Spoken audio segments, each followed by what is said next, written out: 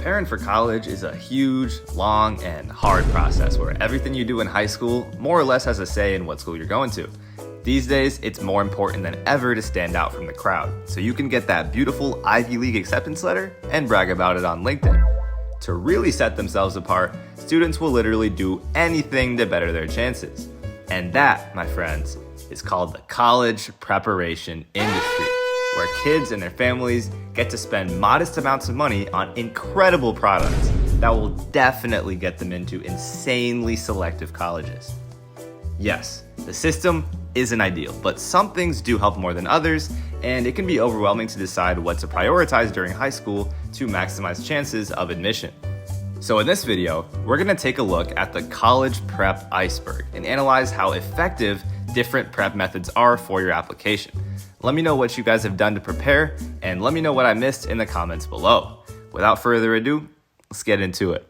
All right, starting at the tippy top of the iceberg, we got grades. Now, grades are probably the first thing you think of when it comes to getting into college, and had really been the only thing that mattered until recent times. Still, taking hard classes and doing well in them is pretty important if you want to get into a good school.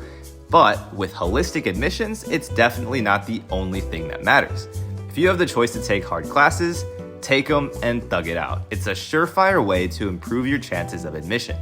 I would rate grades with fantastic effectiveness. Grades are pretty important no matter which way you look at it. Moving on, we got standardized testing with the SAT and ACT. Man, y'all know how I feel about this shit. Okay, so yes, College Board and whatever company makes the ACT are practically scamming you with crazy fees and test prices, among other things, but they run the game out here. There's really no way around it. However, because these test scores are relatively easy to improve and colleges use them for cutoffs and comparisons, improving your test scores gets your foot in the door for some of the top universities. You could spend money on a prep course, but don't because there's a ton of free stuff out there. I would rank standardized testing somewhere between solid and fantastic, since it can be a deciding factor for some schools. But respectfully, frick College Board, dog. Alright, also at the top of the iceberg is sports. Now, some people still think sports are important, but they really don't mean a lot. Like, I'll give you the only two scenarios when playing a sport has any benefit for college applications.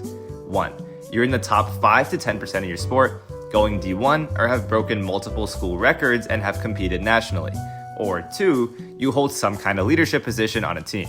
Does this mean that colleges won't accept you if you're not in one of these two scenarios? Hell no.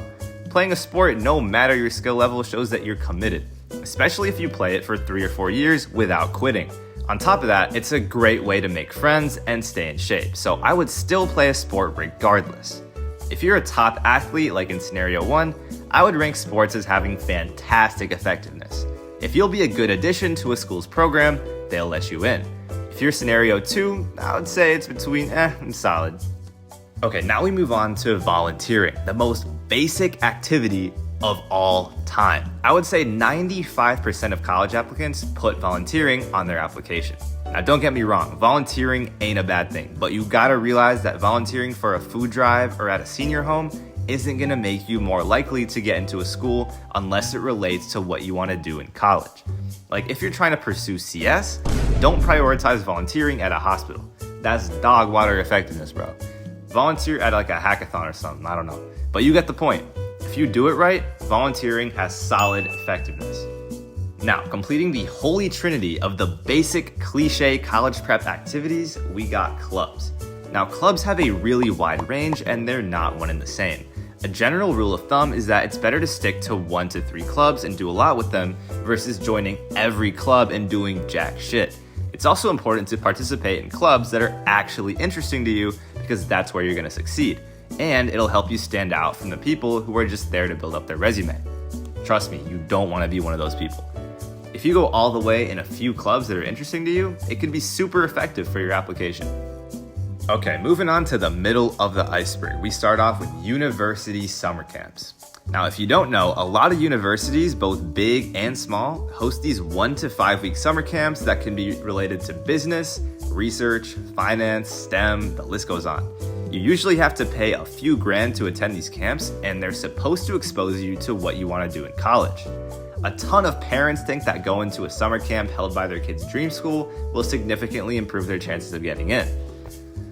Well, I'm here to tell you that's a bunch of baloney. Will it hurt their application? No. Will it help? A little bit, but nowhere near the level that it should be your first or second most important activity. Now, there are some exceptions, I can't lie, which we'll cover later. But generally speaking, if you're paying a few grand to go to summer camp at a university, make sure you'll take interest and enjoy it. They can be fun, but might not be all that to AOs. Now we're getting to the good stuff, high school research. I did research in high school, and I can't lie, it was a pretty great experience. You meet cool people, you win money, you win free trips, and it can be a good time. If you're in STEM especially and aiming for a top university, research is gonna help you out a ton. Even just competing to participate in competitions like ICEF or other lesser known research programs can be a game changer for your application. Plus, if you're really good, you can get into prestigious summer programs like RSI that can drastically improve your chances of getting into the Ivy League. It's actually crazy and totally possible. If you're not a STEM student, even if you're in the arts or English major or some shit, I don't know, doing research sets you apart from all the other bums. Generally, I would rank high school research between solid and fantastic effectiveness. And if you're in RSI, it's above fantastic. Next up is essay editing and application guidance services. This is basically where you hire someone for essay feedback and help with structuring your application. You could hire a big company, but don't. Make sure you don't spend too much and find someone who's actually experienced. Just because they got into an Ivy League doesn't mean they're an expert at writing or building a good application. I cannot stress this enough.